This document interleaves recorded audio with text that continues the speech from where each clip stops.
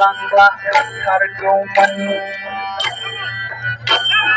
दाबो माथो आंनो हिनजाव नाया रागा जोंब्ला आंना खायलिसो गायगार जागोन दाबो माथो आंनो हिनजाव नाया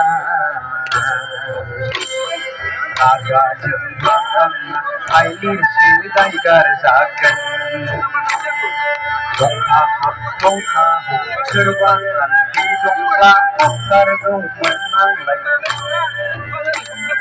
गोरजा लाथावथाव सोरबा आंखौ लांब्ला थांथारगौमोन बैसागु बैसागु बैसागु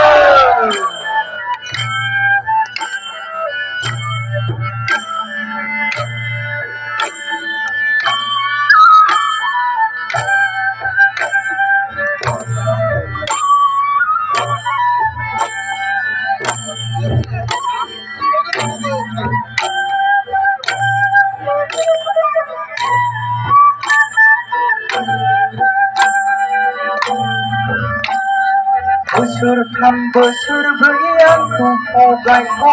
दोनबाय थाबा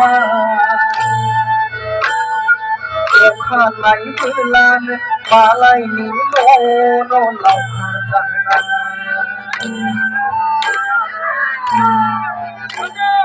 बोसोरथाम बोसोरब्रै आंखौ थगाय दोनबाय थाबा अखानाय बेलानो मालायनि न' लावखार दाहोना अननाय दङ ना गैया बेसा गावला एसेब्लानो आंखौ हाल हुरननो फैजा हरनाय अननाय दङ ना गैया बेसा गावला एसेब्लानो आंखौ हाल हुरननो फैजा हरनाय दंहा हाबथावथाव सोरबा आंनि दंब्ला थांथारगौमोन आंलाय गोरजा लाथावथाव सोरबा आंखौ लांब्ला थांथारगौमोन बैसागु बैसागु बैसागु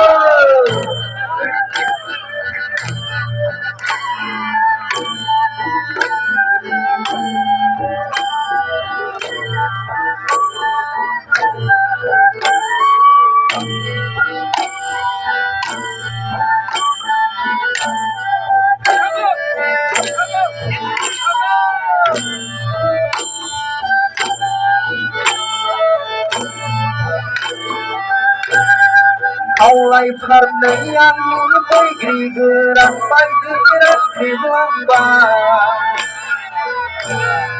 आंनि बैसोआबो दौरायनाय बिबारनि महर लाबाय खावलाय फारनै आंनि बैग्रि गोरान बायदि रानख्रेबलांबाय आंनि बैसोआबो दौरायनाय बिबारनि महर लाबाय आंनि बैसोनि हिसाब खाथायानो गैला नामा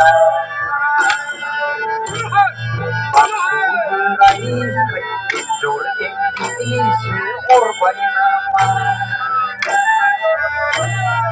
आंनि बैसोनि हिसाब खाथायानो गैला नामा बाथौ बोराइखाय एन्जर एंगिनिसो अरबाय नामा दंहा हाबथावथाव सोरबा आंनि दंब्ला थांथारगौमोन आंलाय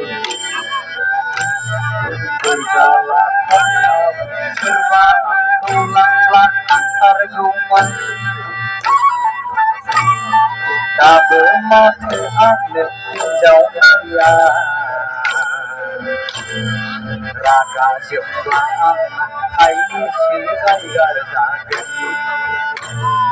दाबो माथो आंनो हिनजाव नाया